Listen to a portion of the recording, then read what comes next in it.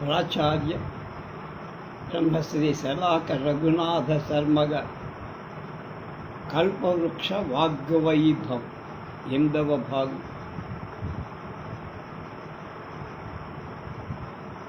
14/6/20.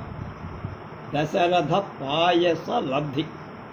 సత్సంతానం పొందటం లక్ష్యంగా దశరథ మహారాజ్ అశ్వమేధ పుత్రకామేష్టిర యథావిధిగా ఆచరించి దాని వైభవం దేవుడు దిగిరావలసిందే అన్నట్టుగా వాల్మీకి మహర్షి క్రింద భూలోకంలో దశరథుడి చేత యజ్ఞం చేయిస్తూ అదే సమయం పైన దేవతల సమావేశాన్ని ఏర్పాటు చేశారు.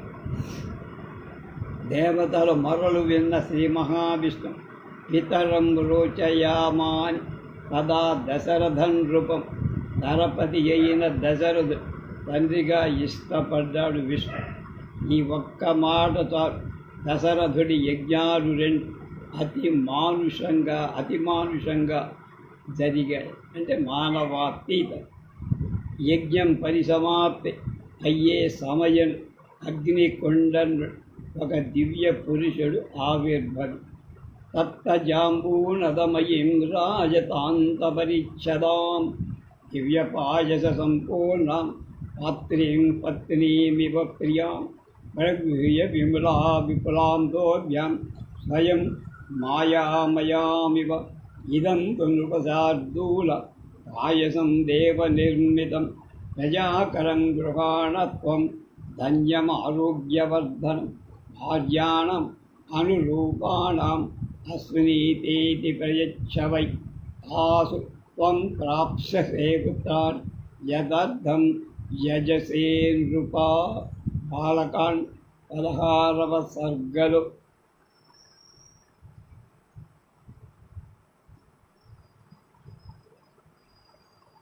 14-20. అతడు ప్రాజాపత్య పురుషుడు. మిసమిసలాడే వన్నె చెన్నెలుగా బంగారు పాత్ర ఒకదాని 2 చేతులు భద్రంగా పట్టుడు. అది దేవత నిర్మితమైన పాయసం. సంతానాన్ని ఇస్తుంది. ఇదిగో దీన్ని గ్రహించు. ధన్యమైంది, ఆరోగ్యాన్ని పెంపొందించేది. అనురూపులైన నీ భార్యలు భుజించండి అని చెప్పి శ్రద్ధతో ఎందుకోసం యజ్ఞం చేశావు, ఆ పుత్రులను నువ్వు పొందుతావు అని చెప్పారు. ప్రజాపత్య పురుషుడు ప్రజాపతికి సంబంధించిన వ్యక్తి. విశ్వనాథవారు తన మేధా సంపత్తినంతటిని వినియోగించి ఈ కవివాక్కుల కమనీయ భాష్యం చేసి తెలుగు పాఠకుల హృదయాలు వెలుగులు నింపు. అమృత జ్యోతి రూపేతమీయది నృపాలా అజ్య గోదోహపక్వం సంతానకరం అనామయం పర్వాన్నంబు ప్రాప్తించి ఉత్తముడా భార్యల కిమ్ము దీని యదర్థంబై యజింతో తదర్థము ప్రాప్తించడు నారగింపు మనుమి ధాత్రీష నీ భార్యవని. బాలకండ ఇస్తిఖండంలో 4/24వ పద్యం. అమృత జ్యోతి రూపేతమీయది నృపాలా అజ్య గోదోపహపక్వం. గోద అహపక్వం అంటే ఆవుపాలు. సంతానకరం అనామయం పర్వాన్నం ప్రాప్తించే ఉత్తముడా భార్యల కిమ్ము దీని యదర్థంబై యజింతో తదర్థము ప్రాప్తించడు ఆరగింపు మనుమి ధాత్రీశ నీ భార్య. ఇంచుమించుగా వాల్మీకి మాటలని వచ్చి సంబోధనుడు ఒకే అర్థం కలదు 2 ఏర్పడి. దశరథుడు సంతాన ప్రాప్తి తపనలు స్వార్థం కంటే ప్రజార్థమే ఎక్కువ అని తెలియచెప్పడం ఆ సంబోధనలలో రహస్యం. ఆ 2తో పాటు ఉత్తముడా అని మరొక సంబోధన కూడా మధ్యలో పెట్టారు. ఆ 2తో పాటు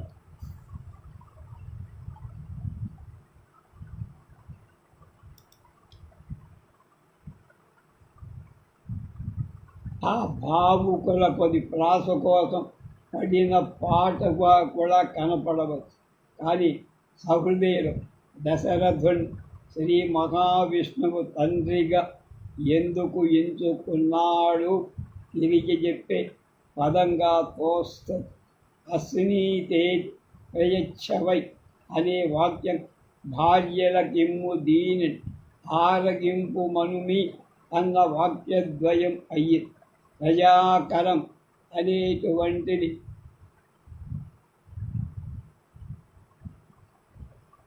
సంతానకరం అయ్యింది. ఆరోగ్యవర్ధనం అనామయం అయ్యి పర్వాన్నంబు అనే దాని విశ్వనాథ 4 విశేషణాలు ఇక్కడ నిబంధించ. అమృత జ్యోతి రూపేదం అధ్య గోదోహ పక్వం సంతానకరం అనామయ. శ్రీ విష్ణువు తనకు 4 విభజించుకొని అవతరించాడని వాల్మీకి వాక్యం కదా. ఆ విషయాన్ని ఈ 4 విశేషణాలతో సూచిస్తుంది. పద్యంలో 2 సార్లు భార్యలకు భార్యల అనే పది.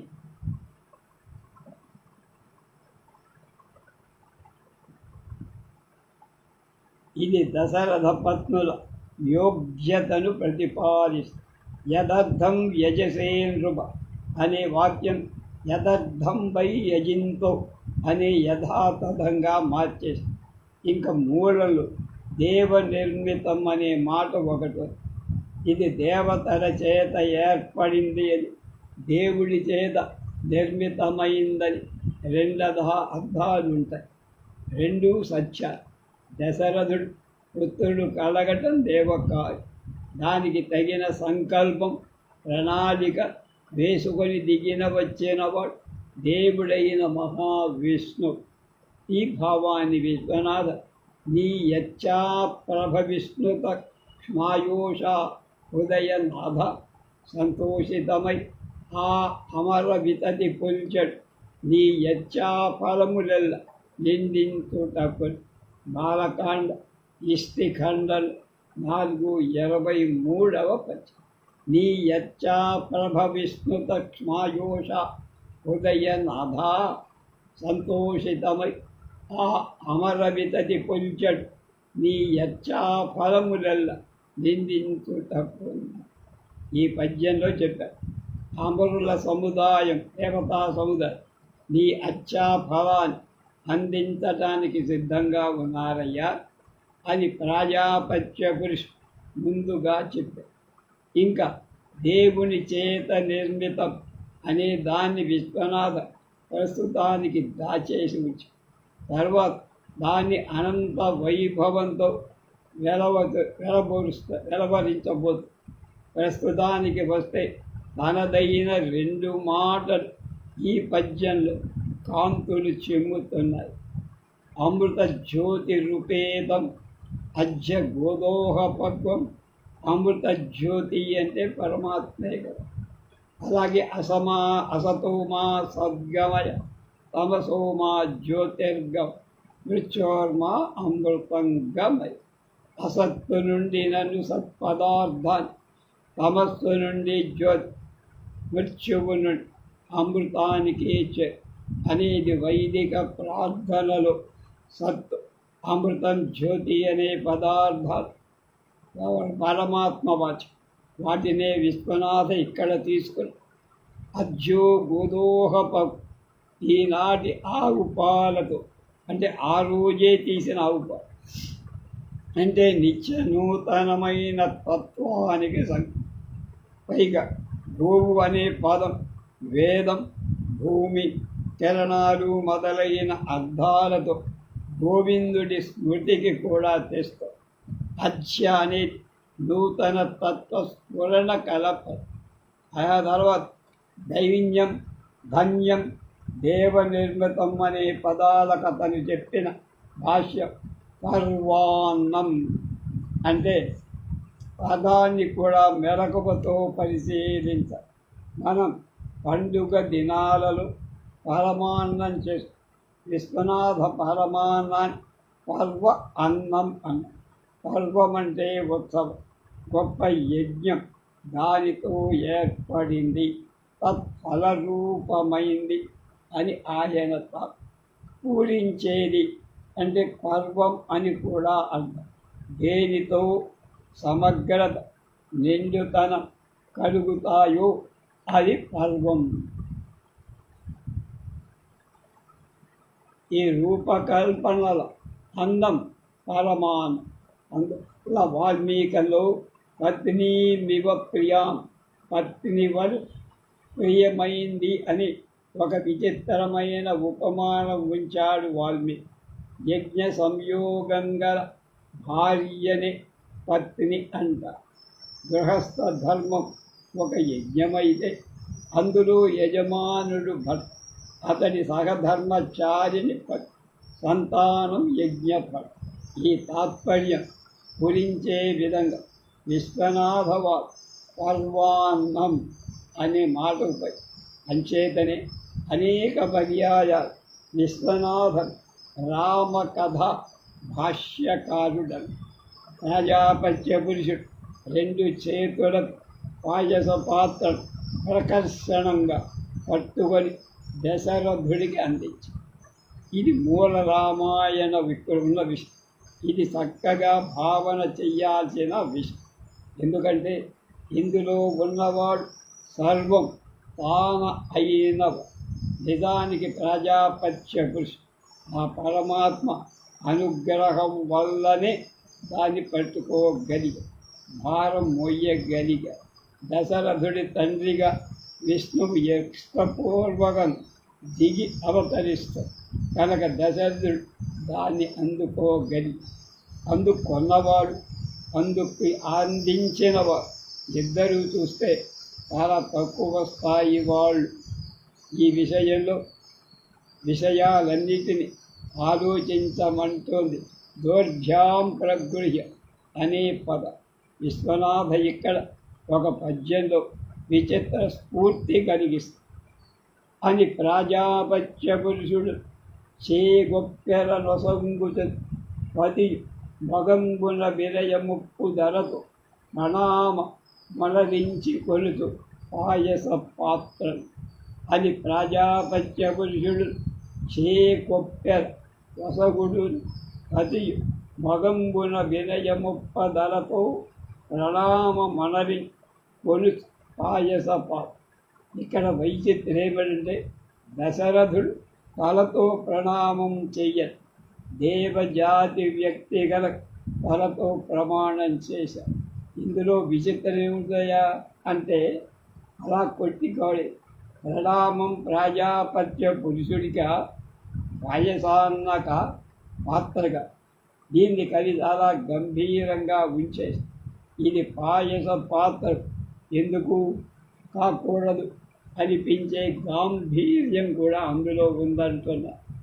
దీనికి ప్రణామం ఎందుకు అంటే దానిలో ఉన్నది తత్పురుషుడు కనుక.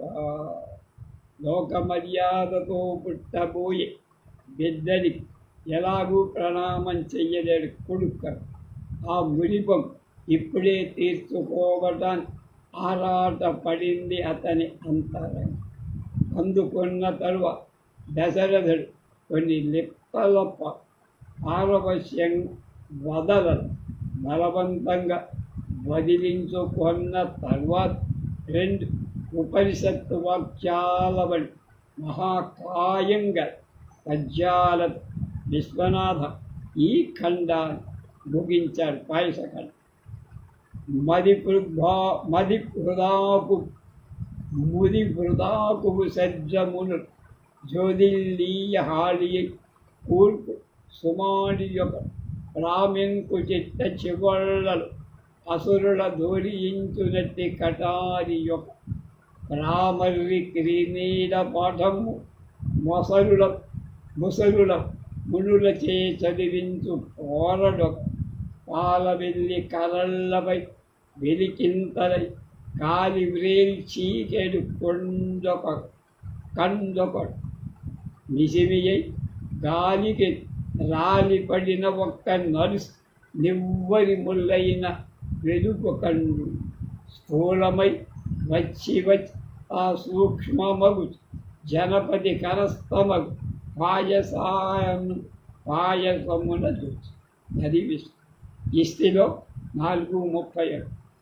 ముది హృదాకువు సజ్జ మునులు జ్యోతిల్లీయ హాళియ కూర్పు సుమాడియ రామింకు చిట్ట చివళ్ళలు అసురుల దోరించునట్టి కటారి యొక్క మర్రి క్రినీల పాఠము ముసలుల మునులచే చదివించు పోరడొకడు పాలవెల్లి కరళ్ళపై విరికింతలై బ్రే చీకడు కండు నిసిమియై గాలికి రాలిపడిన యొక్క నలుసు నివ్వరి ముల్లైన వెలుగొకడు స్థూలమై వచ్చి ఆ సూక్ష్మమగు జనపది కరస్థమగు పాయసమున ధ్వచ్చే.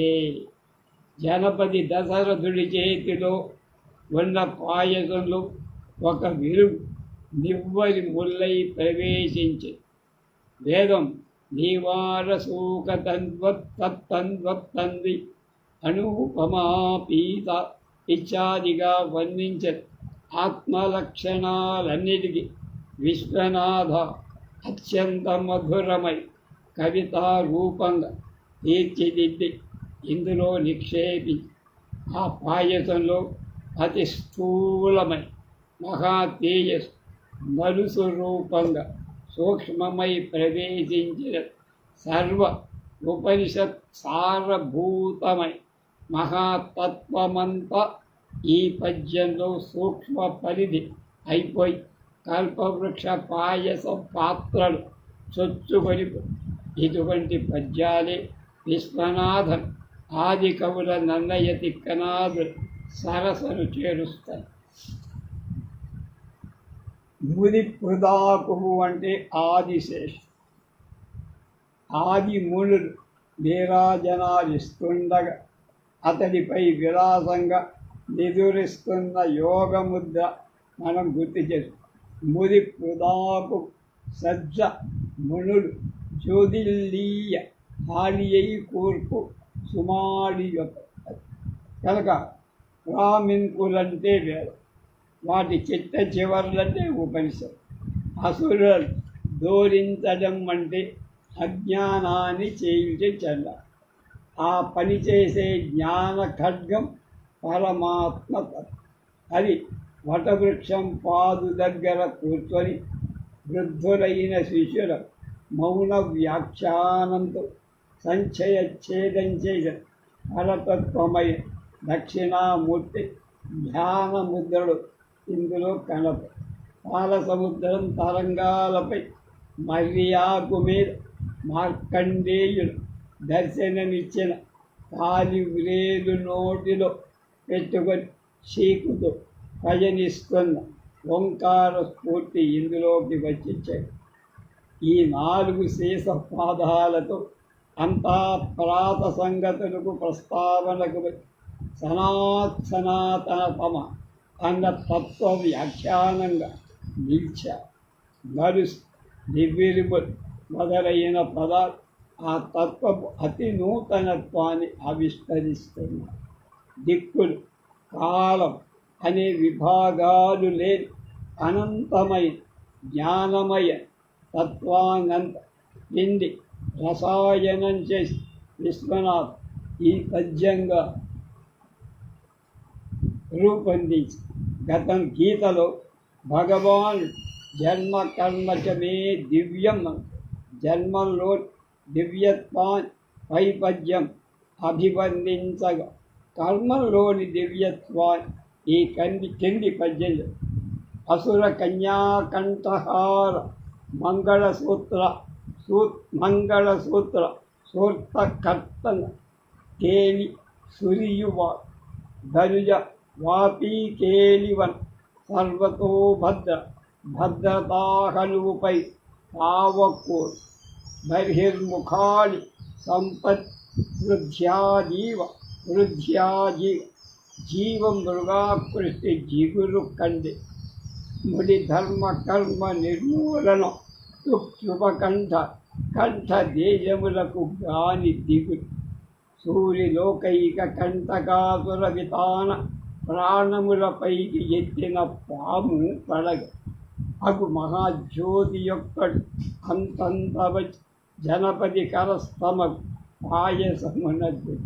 ఎవరు రాస్తారా? ఇస్తిలో 430. రాక్షస భావాలు విజృంభణ వాటి సర్వసంహారం చేసే సాధన సారంపర ఇందులో మనకు కనిపిస్తుంది. ఇది ఒక మాయా ప్రపంచమంటేనే వంచి అందులో ఆరితేనే ఘోర భావాలను ప్రతీకలుగా రాక్షస కృత్యాలుగా మన పురాణ ఇతిహాసాల కథా రూపంలో దొరుకుతూ దాన్ని రూపుమాపటమంటే దుష్ట సంహారం. ఆ పని చేయటం వల్ల కలిగే ప్రయోజనాలు 1 దుశ్శిష్ట రక్ష, 2 ధర్మ సంస్థాపన. ఈ 3 పనులు నిరంతరం నిర్విఘ్నంగా చేస్తూ ఉండే పురుషోత్తముడు నలుసుగా అయ్యి పాయసంలో ప్రవేశించారు. దశరథుడి యజ్ఞం ఫలవంతమై కాగా ఒక విషయం ఇక్కడ ఆలోచించాలంటున్నారు ప్రాచార్య శలాకరు. అలా ప్రవేశించిన విషయం వాల్మీకంలో లేదే, ఈయనెందుకు పూసుకున్నాడు అని. విశ్వనాథ ఊహ వైభవం మేము అంగీకరించడం లేదు ఎలా అనేవాళ్ళు కొందరుంటారు. నిజమే, ఇది తెలుగు కవి ఊహా వైభవమే. కానీ ఆధారాన్ని అందించింది ప్రాచేతసుడైన వాడు వాల్మీకి. బాలకాండ 15వ సర్గలు తత పద్మపలాశాక్ష కృత్వాత్మానం చతుర్విధ వితరం రోచయామాస తదా దశరథం నృప. అప్పుడు పద్మరేకుల వంటి కన్నులు కల మహావిష్ణు తన్ను తాను 4 విధాలుగా చేసుకొని దశరథ మహారాజు తండ్రిగా ఇష్టపడి అన్న శ్లోకంపై భాష్యప్రాయమే 2 పద్యాలకు ఆధారం. ఋషుల వక్కుల ప్రౌఢి అందుకోవడాన్ని అందించడాన్ని మేధావి ఎంతెంత ఎత్తులకు ఎదగాలు విశ్వనాథవ ఈ 2 పద్యాలను నిరూపించి అసుర కన్యాకంఠహార మంగళసూత్ర సూత్ర నర్తనకేలి సూర్యవ ధనుజవాపీకేలివన సర్వతో భద్రతా హనువపై పావకు. హనువు అంటే దవడ మీద చెంపదెబ్బ, పాంకోడి విసే. బర్హి ముఖాళి సంపత్ వృద్ధ్యా జీవన్ మృగా కృష్టి జిగురు కట్ ముని ధర్మ కర్మ నిర్మూలనోక్యుప కంఠ దేశములకు కాలి దిగు సూర్యలోకైక కంఠగాతుల విధాన ప్రాణములపైకి ఎత్తిన పాము పడగ అగు మహాజ్యోతి యొక్క దంతంతవచ్చి జలపది కరస్తమకు పాయసమున చూచి. అది గొప్ప విషయం. రేపు కొర్రు పట్టిన నార చీర గురించి ఏం చెప్తారో తెలుసు.